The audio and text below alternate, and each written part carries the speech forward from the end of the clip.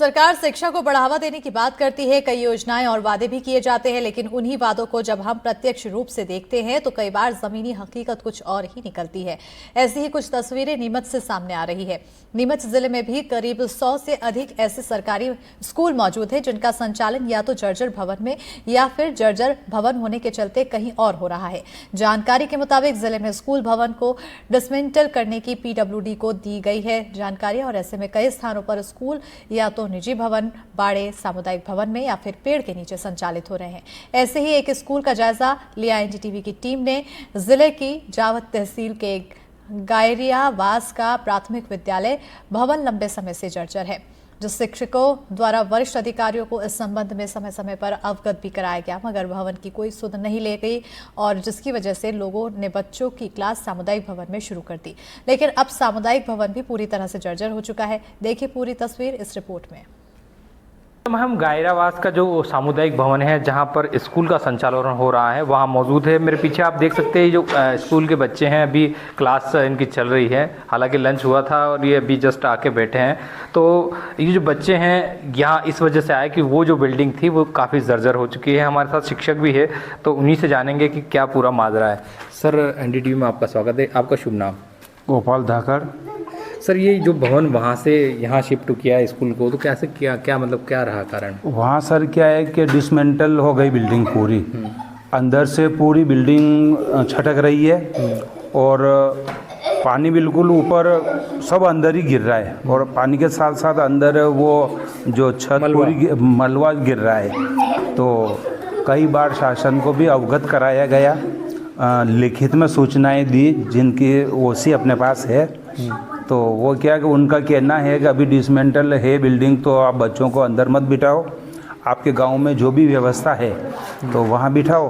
तो मैंने कहा यहाँ तो एक सामुदायिक भवन है ये गांव वालों का, तो अभी यहाँ व्यवस्था कर रखी है बच्चों की बिठाने की।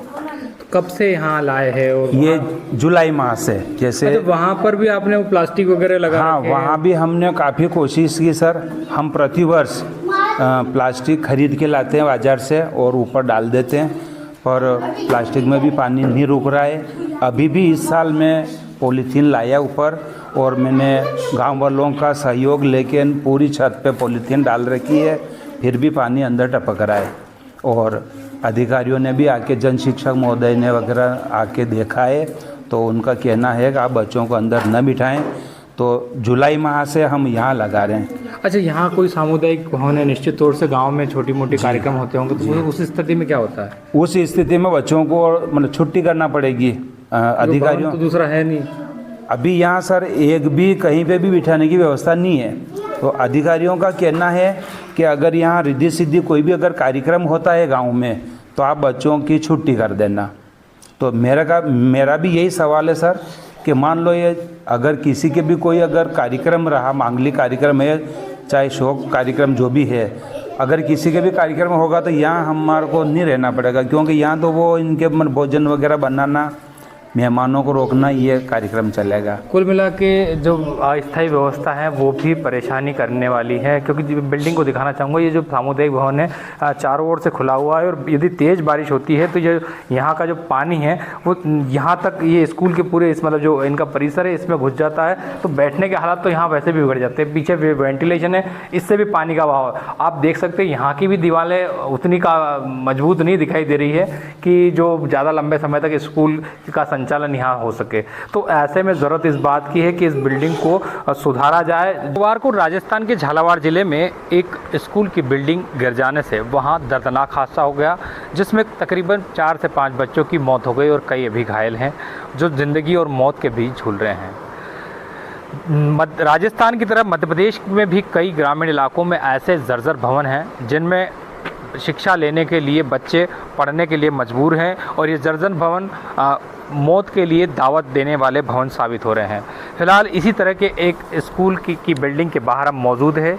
ये नीमच ज़िले के जावद तहसील के गांव गायरियावास का स्कूल भवन है। फिलहाल ये पूरी तरह से जर्जर है और यहाँ से इसे एक जो गांव का ही सामुदायिक भवन है वहाँ तकरीबन 10-15 दिन पहले शिफ्ट किया गया है।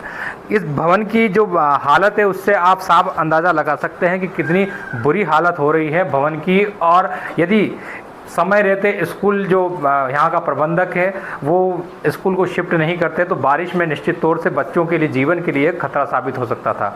इस भवन की हालत का अंदाज़ा इसी बात से लगाया सकता है कि किस तरह की ये दरारें हैं और इन दरारों को से आप ये देख सकते हैं ये बस हाथ लगाने भर से गिर रहे हैं। ऐसे में यदि बच्चे यहाँ पढ़ते हैं तो निश्चित तौर से उनकी जान का जोखिम बना रह सकता है। मैं दिखाना चाहूँगा कि ये जो भवन है भवन के ऊपर की तरफ जो बारिश से बचाव का निश्चित तौर से इन्होंने प्रयास किया होगा यहाँ के विद्यालय के स्टाफ ने, लेकिन जब उन्हें लगा कि यह काफ़ी नहीं है तो उन्होंने इस भवन को दूसरी जगह शिफ्ट करना ही उचित समझा। फिलहाल जो स्कूल है गांव के एक सामुदायिक भवन में चल रहा है और अभी वहाँ पर बच्चे पढ़ रहे हैं। खास बात यह है कि जो स्कूल के ऐसे भवन नीमच ज़िले में काफ़ी हैं और ख़ास तौर से दूर दराज के इलाकों में ये भवन ज़्यादा है।